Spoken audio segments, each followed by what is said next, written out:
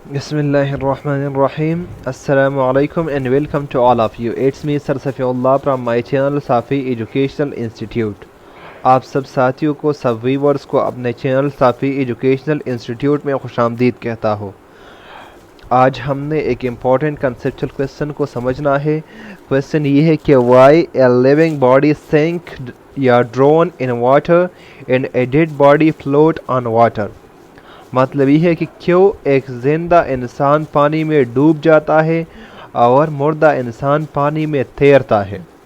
तो इसको आज हमने समझना है कि क्यों जब इंसान ज़िंदा होता है और इसको पानी में छोड़ा जाए तो ये डूब जाता है, और जब इसकी बॉडी डेड हो जाए तो ये क्यों ऊपर की तरफ सरफेस ऑफ वाटर पर फ्लोट करता है यानी तैरता है।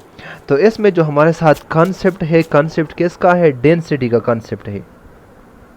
डेंसिटी हमने समझना है, density of the substance plus density of water, यानी डेंसिटी ऑफ सब्सटेंस को और साथ साथ डेंसिटी ऑफ वाटर को हमने समझना है कि जो चीज़ डूब रहा है इसकी डेंसिटी क्या है और जिस फ्लूइड में, जिस मीडियम में डूब रहा है इसकी डेंसिटी क्या है। पहले हमने डेंसिटी को थोड़ा सा समझना है कि डेंसिटी क्या होती है। डेंसिटी असल में हमारे साथ क्या होती है? मास और वॉल्यूम, किसी सब्सटेंस की मास और वॉल्यूम की रेशो है। यानी किसी सब्सटेंस का मास कितना है एट अ गिवन वॉल्यूम, इसमें कितना मास है। यानी सपोज करें मैं कह रहा हूँ कि मैं 1 मीटर क्यूब ले रहा हूँ आयरन, 1 मीटर क्यूब, यानी मेरे साथ वॉल्यूम ऑफ आयरन कितना है? 1 मीटर क्यूब है आयरन, लोहा। इसी के मुकाबले में मैं ले रहा हूँ 1 metre cube volume of wood, यानी एक लकड़ी ले रहा हूँ, दोनों का वॉल्यूम सेम है। इसका भी 1 मीटर क्यूब और साथ आयरन का भी 1 मीटर क्यूब, लेकिन इसमें जो मॉलिक्यूल है इंतहाई स्ट्रांगली बॉन्डेड है, बहुत ही कम्पैक्टली अरेंज्ड है। इनमें बिल्कुल भी फ्री स्पेसेस नहीं है, स्ट्रांगली बॉन्डेड है। यानी इसमें अमाउंट ऑफ मॉलिक्यूल बहुत ही ज़्यादा है, मीन इसका मास बहुत ही ज़्यादा होगा। किससे? मास ऑफ आयरन, यानी M of Fe mean iron क्या होगा? Mass of would. वुड में हमारे साथ मॉलिक्यूल में के दरमियान फ्री स्पेसेस एयर मौजूद होता है, क्योंकि इनमें बॉन्ड्स हमारे साथ होते हैं, वीक होते हैं। तो यहाँ पर वॉल्यूम तो सेम है, दोनों का वॉल्यूम 1 मीटर क्यूब है, लेकिन इसमें वुड में हमारे साथ मॉलिक्यूल कम होंगे बमुकाबले किसके? मुकाबले आयरन के। तो इसके मॉलिक्यूल जो होते हैं यहाँ पर एयर ट्रैप होगी। तो वुड में साथ वुड का मास, यानी वॉल्यूम सेम है लेकिन वुड का मास क्या होगा? कम होगा। किससे? वह मास ऑफ द आयरन से। इसका यानी mass of iron will be greater then mass of would, और डेंसिटी मास पे डायरेक्टली रिलेटेड। वॉल्यूम तो कांस्टेंट में रखा, लेकिन डेंसिटी मेरे साथ क्या है? मास पे डायरेक्टली रिलेटेड है। तो डेंसिटी ऑफ आयरन क्या होगी? Density of iron will be greater than density of would. ये मैंने सॉलिड्स की बात कही। अब मैं लिक्विड की बात कर रहा हूँ। सपोज करें मेरे साथ एक लिक्विड है वाटर और एक लिक्विड मेरे साथ है हनी।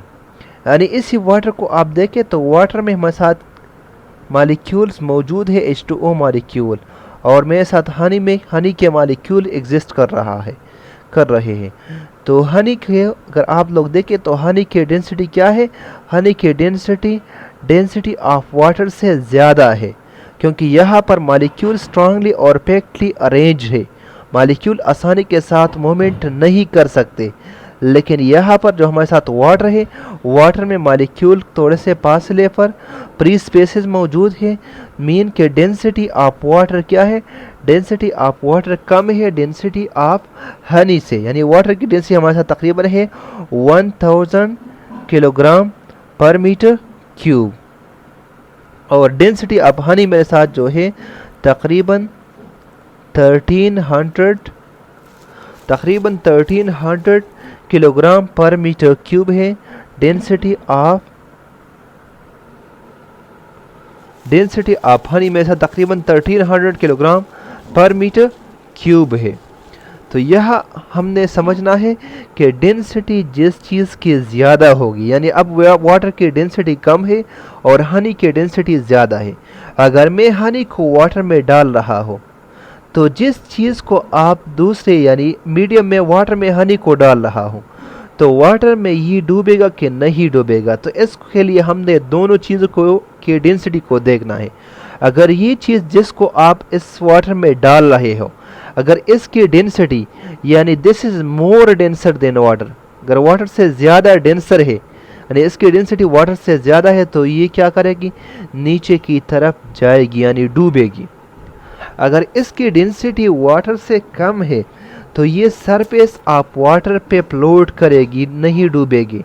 तो जब हनी, अगर आप आम लाइफ में एक्सपेरिमेंट करें, जब हनी को आप वाटर में डाल रहे हो तो ये हनी नीचे पानी में डूब जाता है। दिस मीन कि हनी हमारे साथ वाटर से ज़्यादा डेंसर है।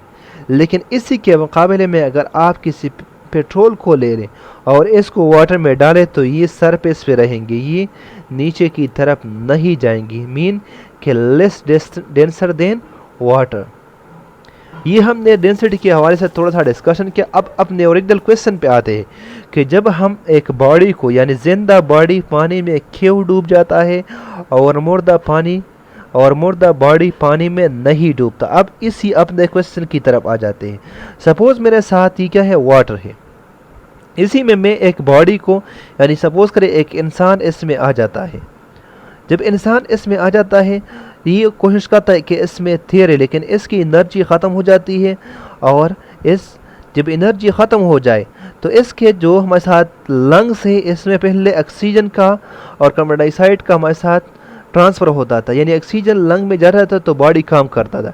लेकिन जब ये पानी में आ जाता है, डूब जाता है, तो इसके लंग्स में अब वाटर आ जाता है। और जब वाटर आ गया तो इसका वेट, इसका मास इंक्रीज हो गया, ऑब्जेक्ट का मास इंक्रीज हो गया।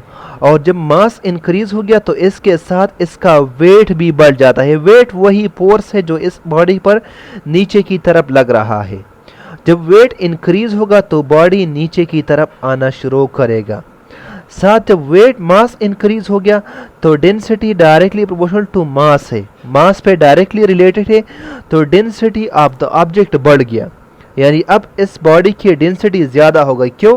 क्योंकि वाटर इसके लंग में चले गए, और जब वाटर इसके लंग में चले गए तो इसका बॉडी का मास इंक्रीज हो गया। मास इंक्रीज हो गया तो मास की वजह से दो काम हो गए।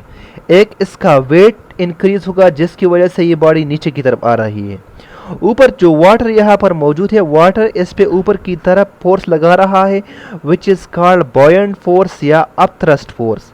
लेकिन जब इसके बॉडी में वाटर चला गया, इसका मास इंक्रीज हो गया, तो वाटर का जो इस बॉडी का जो वेट फोर्स है ये वेट फोर्स इंक्रीज हो गया।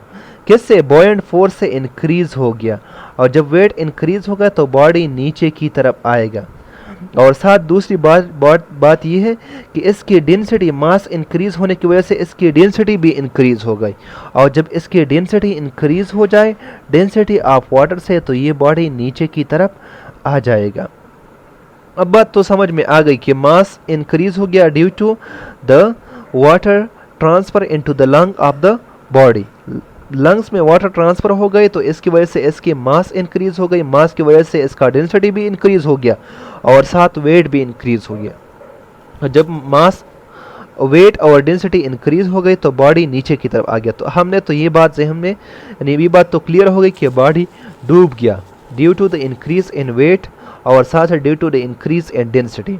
अब क्वेश्चन ये आता है कि ये बॉडी जब डेड हो जाए तो डेड क्यों हो जाता है? क्यों? क्योंकि यहाँ पर जो मौजूद ऑक्सीजन इस बॉडी को मिल रहा था जिसकी वजह से ये बॉडी लाइव था, एग्जिस्ट कर रहा था, तो वही ऑक्सीजन ख़त्म हो गई। और ऑक्सीजन बॉडी को नहीं मिल रहा है तो बॉडी के डिफरेंट ऑर्गन काम करना छोड़ जाएंगे तो बॉडी डेड हो जाएगी। अब इस डेड बॉडी, ये डेड बॉडी डायरेक्ट ऊपर की तरफ नहीं आता, बल्कि ये बहुत ही टाइम यानी कम से कम 3 to 5 डेज लेता है। और ये 3 to 5 डेज में क्या होता है? 3 to 5 डेज में इसके बॉडी में जब बॉडी डेड हो जाए तो इसके बॉडी के जो अपने एंटीबॉडीज़ होते हैं वही काम करना छोड़ जाते हैं। तो बॉडी में मौजूद हमारे साथ बैक्टीरिया है। बैक्टीरिया डिकम्पोजिशन स्टार्ट करता है। बैक्टीरिया डिकम्पोजिशन स्टार्ट करता है जिसकी वजह से इसके डिफरेंट ऑर्गन्स जो हमारे साथ हैं, डिफरेंट ऑर्गन की डिकम्पोजिशन स्टार्ट हो जाती है। और जो हमारे साथ ब्लड वेसल्स वगैरह है वही भी रप्चर हो जाते हैं, ब्लड वेसल्स। इससे जो ब्लड होता है बॉडी से मुंह के ज़रिए से बाहर आ जाता है, और ब्लड आ गया तो ब्लड भी डेंसर है, ब्लड भी वजनी है और डेंसर है। ब्लड बाहर आ गया तो बॉडी की डेंसिटी कम हो रही है, बॉडी की डेंसिटी डिक्रीज हो रही है। और साथ साथ बॉडी के डिकम्पोजिशन की वजह से बॉडी के जो सॉलिड सेल्स होते हैं, यानी सॉलिड जो मीट वगैरह होता है, ये कन्वर्ट हो जाता है किस में, ये सॉलिड सेल जो होते हैं ये कन्वर्ट हो जाते हैं लिक्विड में। और साथ साथ सॉलिड सेल जो होते हैं ये कन्वर्ट हो जाते हैं किस में, लिक्विड्स में, और साथ साथ गैस में। जब लिक्विड और गैस में कन्वर्ट हो जाते हैं तो ये गैसेस भी बॉडी से निकल जाते हैं। गैसेस निकल गए तो बॉडी का मास मजीद डिक्रीज हो गया, और जब मास मजीद डिक्रीज हो गया तो बॉडी की डेंसिटी भी साथ डिक्रीज हो गई। और जब डेंसिटी डिक्रीज हो गई तो बॉडी अगेन लाइट हो जाएगी, और बॉडी अगेन लाइट हो गई तो बॉडी का वेट भी डिक्रीज हो गया। बॉडी अगेन लाइट हो जाएगी तो बॉयंट फोर्स इंक्रीज हो जाएगा, किससे, वेट से ज़्यादा हो जाएगा। और जब बॉयंट फोर्स वही फोर्स जो ऑब्जेक्ट को ऊपर की तरफ सरफेस पे लेकर आना चाहती है, जब बॉयंट फोर्स इंक्रीज हो गया तो बॉडी वापस सरफेस ऑफ वाटर पे आ जाएगी। लेकिन इतना जल्दी नहीं आएगी, कम से कम 3-4 डेज के बाद ये हो जाएगी। और ये वक्त डिपेंड कर रहा है टेम्परेचर ऑफ द वाटर पे डिपेंड कर रहा है। अगर वाटर गर्म है तो बहुत ही जल्दी बैक्टीरियल डिकम्पोजिशन हो जाएगी। अगर वाटर का टेम्परेचर कम है यानी वाटर कूल है तो बैक्टीरियल डिकम्पोजिशन स्लो होगी और बॉडी आसानी के साथ ऊपर की तरफ नहीं आएगा। उम्मीद है कि आप लोगों को ये क्वेश्चन समझ में आया होगा।